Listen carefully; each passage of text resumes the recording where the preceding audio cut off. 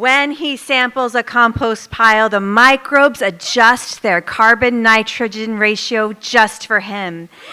If he's in your jurisdiction, your organics diversion rate goes up. LEAs grant him permits before he even applies for them. When cities put out compost RFPs, they send him their qualifications. When he visits a compost site, the rows turn themselves out of respect. He is, after almost 30 years in the composting business, the most interesting compost consultant in the world, ladies and gentlemen, Matt Cotton.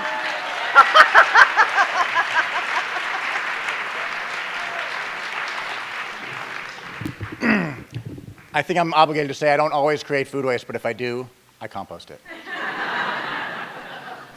And I hope you'll forgive me for that somewhat egocentric introduction. I had to do something to follow Evan. Those of you who are young professionals, note to self, try not to follow Evan. I do not have that energy. I don't have that confidence. I got the jacket, but he's not wearing the boots today. But I also don't have the topic. You know, Rebecca asked me to talk about composting regulations and water board regulations. I'm sorry, it's after lunch. Really tired. I mean, regulations after lunch? What are you kidding me?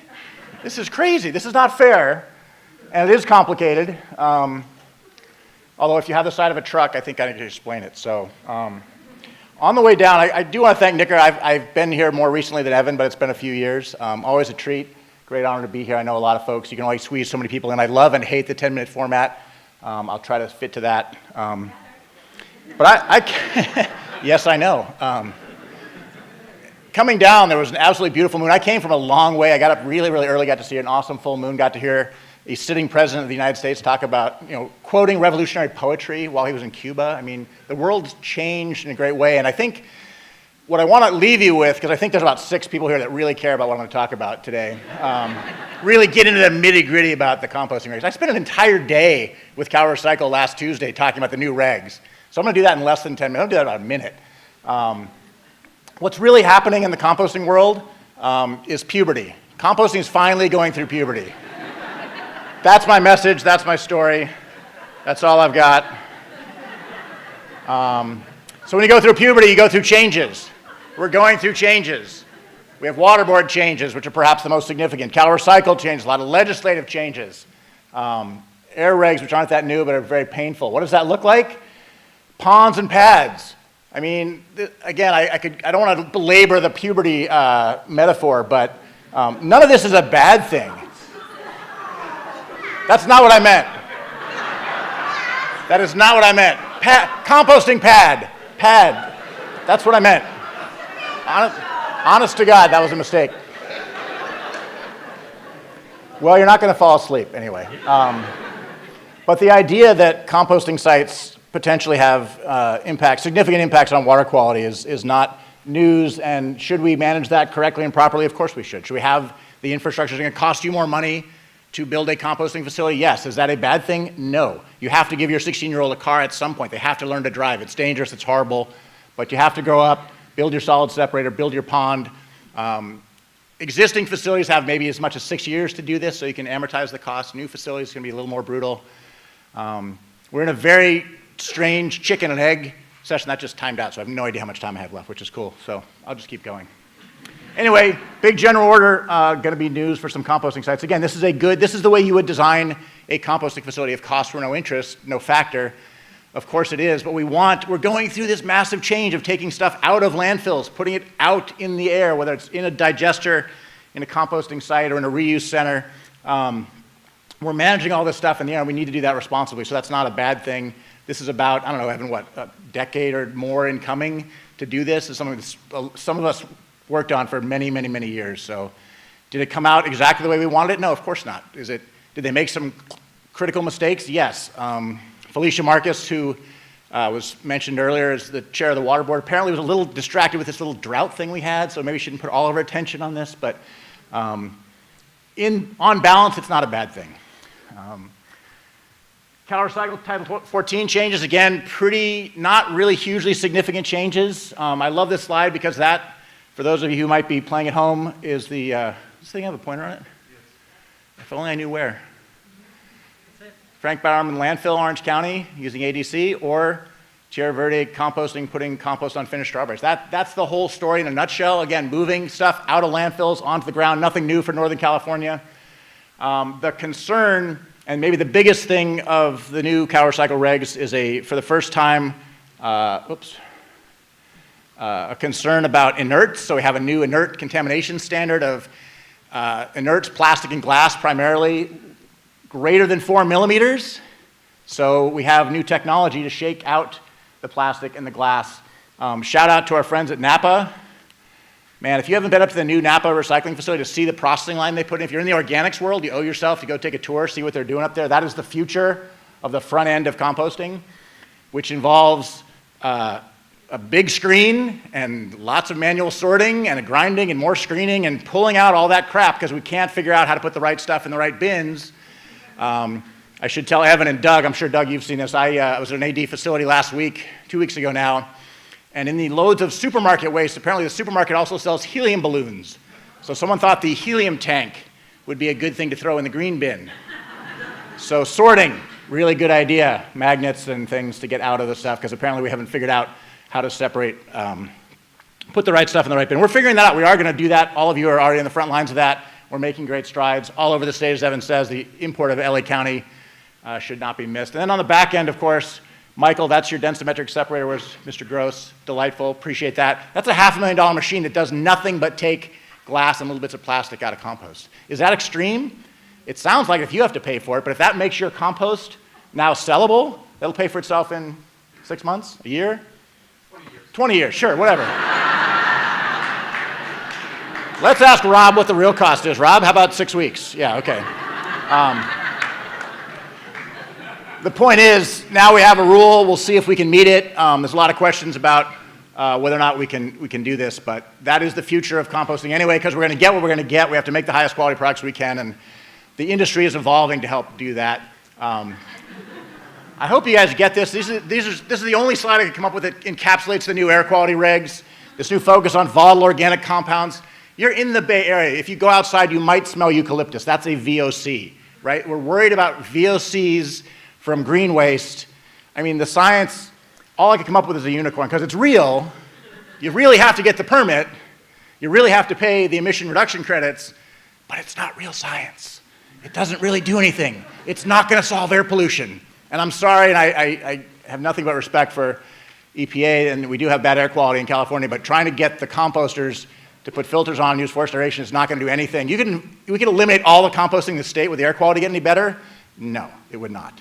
Something to do with cars and trucks, maybe, I don't know. Giant methane leaks in LA County.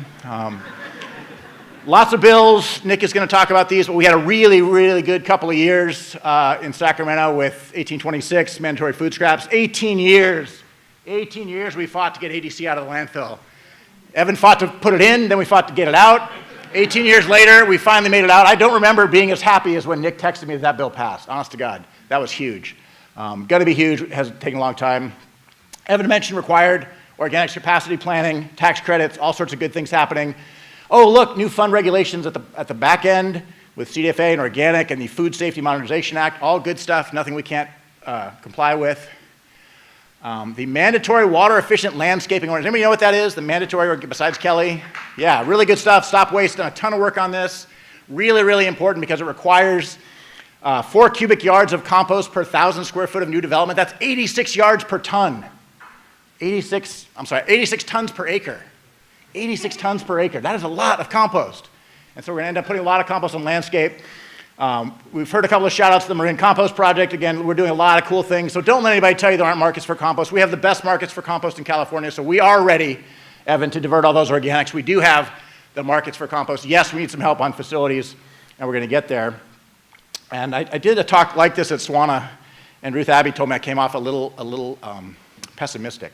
So I wanted to be optimistic and show that there is a silver lining. All of that, each one of those rules and new changes and ordinances in itself is not necessarily a bad thing, but all of them in aggregate, the new air regs, plus the new water regs, now CalRecycle, all of that together could seem a little daunting, could seem a little overwhelming, but we have the technology. This picture particularly, this was a study that CalRecycle was involved in the San Joaquin Air District. They got 98% reduction in VOCs. Again, we don't care about VOCs, but you still have to reduce them.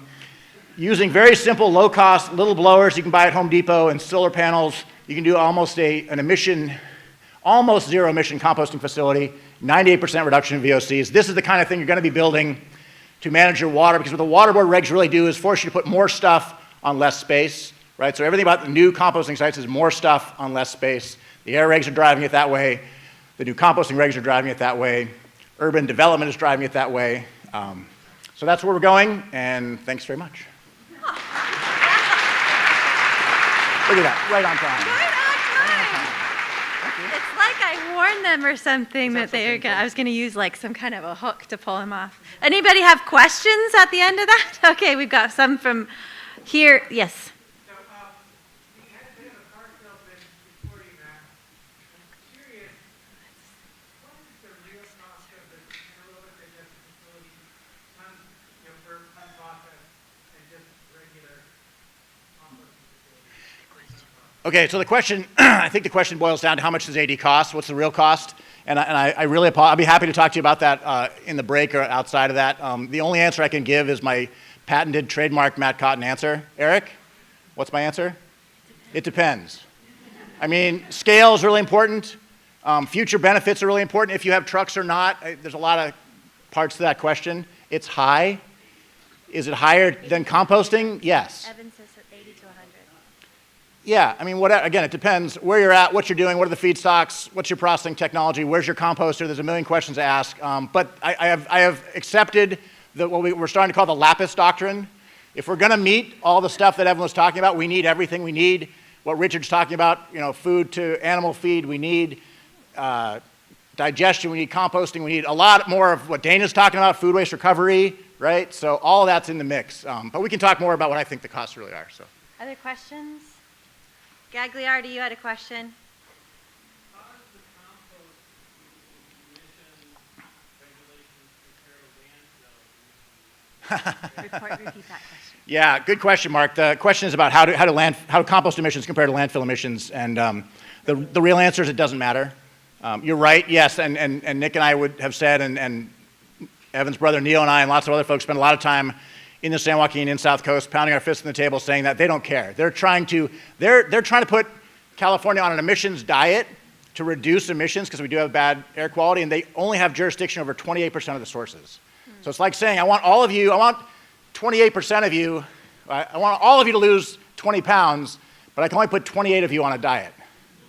So I have some sympathy for them, but yeah, the best thing you can do for organics, for emissions, is compost them or digest them. But the worst thing you do is put them in a landfill, but it's apples and oranges. Give them to people to eat. Or give them to people to eat, sure, yeah.